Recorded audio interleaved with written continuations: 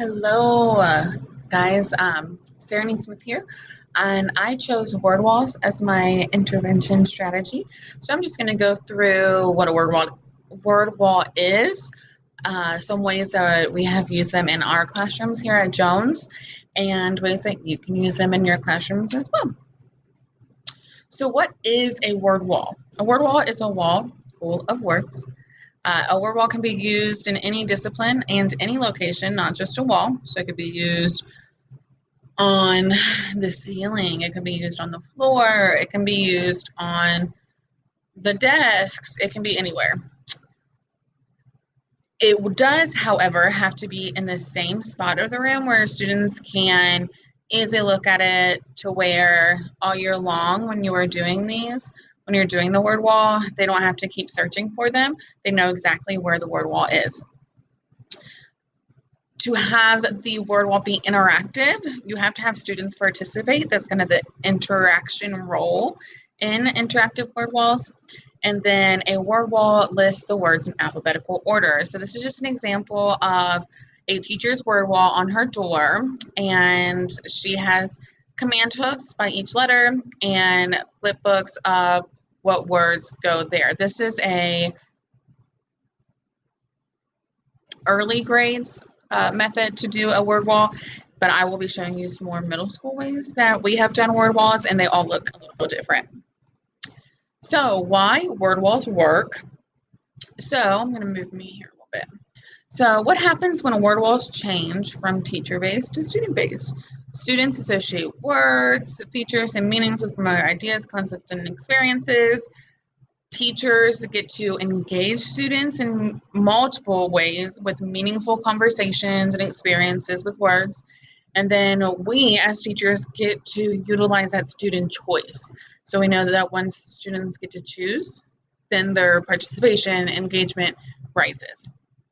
So the interactive word wall concept is just doing more than just a teacher base word wall. It's just having the students be responsible for their learning and get to present their creativity in class.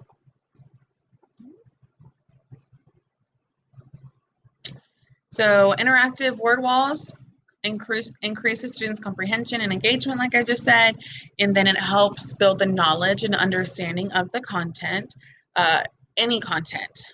It can be used, like I said, in science, social studies, math, health, technology. So the repetition of words increase the students' vocabulary and give students ample opportunities to use vocabulary words in outside conversations.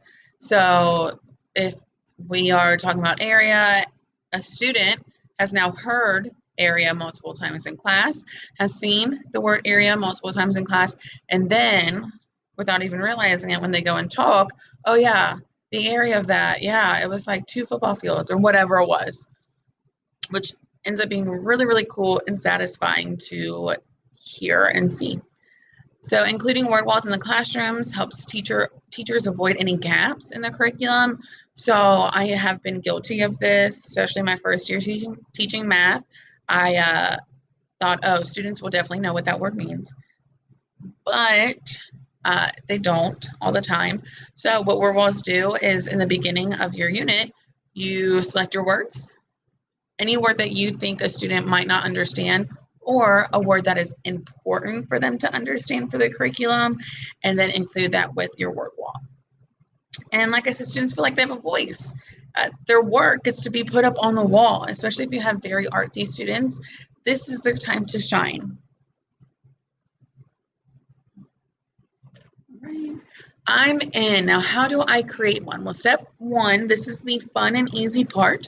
First, teachers start with the vocabulary that's important for the unit that they're teaching, and then word wall should be up the entire time of the unit. So if your unit is a month, 2 months long, that same word wall is up that month or two. Okay, you don't just take your word wall down after a week of it being up. So this is a fellow coworker's class. This is her word wall. So she has one over here. And I don't know if you could tell or not, but it has words on the outside, and then you would flip it open. Like I said, there are multiple ways to do a word wall. That's how she chose to do hers.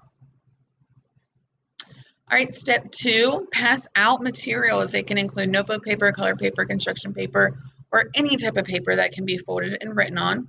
We can't forget the coloring utensils to make it all nice and pretty. Then assign each student a word or two that you want them to create a flip card for, or this is a digital literacy class, and her word wall, she had students, this is Miss Baker, she had students create the words on their computers. So she obviously had a template. This is the font you use, and then you need to find one picture that lost my wording, that has to that relates. Thank you. That relates to the term. And then a helpful hint is have the terms up on the board before you assign. After doing these for the past 4 years in multiple units, I have found it easiest to have the words on the board. That way, when I'm like, okay, table 1, these are your words, I can write table 1 next to the words.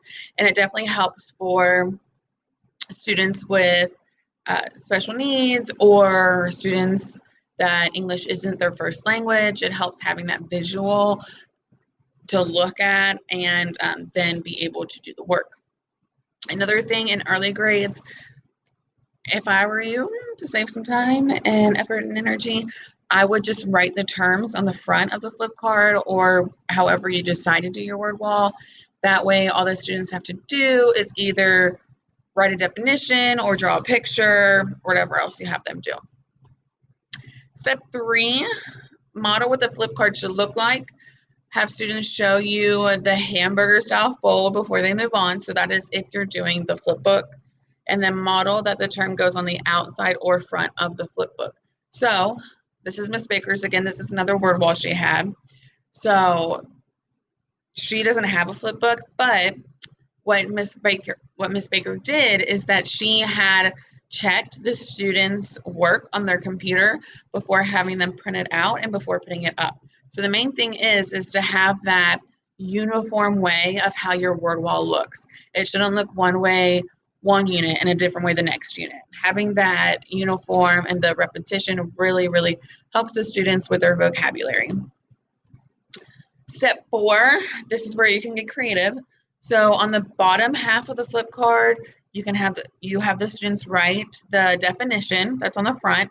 This I have found is an amazing opportunity to have students learn to use a glossary or really develop the skills of using a glossary. And then for added instruction, I always do this. You can have students use the word in a sentence. This would go on the top half of the flip card, or however you want to do your word wall. But this is Miss Arnsberger's science classroom, and this is her word wall over here. So what she had done is she did not use an interactive word wall, but her word wall was pictures, definition, and term, and she had put them in the sheet covers.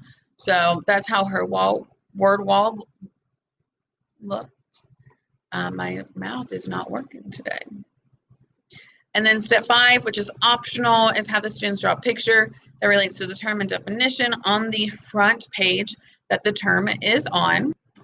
So I do have a little example of what my word walls look like whenever I have my students do them. So here's the beginning. All right, this is when I taught social studies and we were learning about Central and South America. So I found the words in the unit that I thought would be very important for them to know and gave them the list, passed them out, and this is what it looked like. So you can see that there's pictures, the term on the outside, and this is what I meant by hamburger style when you went to see when they fold. And this is where my word wall stayed all year. And it was either this full or it was less full, but in general, it was still full of words, full of pictures, full of color. If a student tried to turn one in without color to me, then they would have to keep working on it until I see some spice with the words, because no one really is going to look at a word wall that looks boring and bland and not fun to look at. These are my resources that I have used for the research on word walls.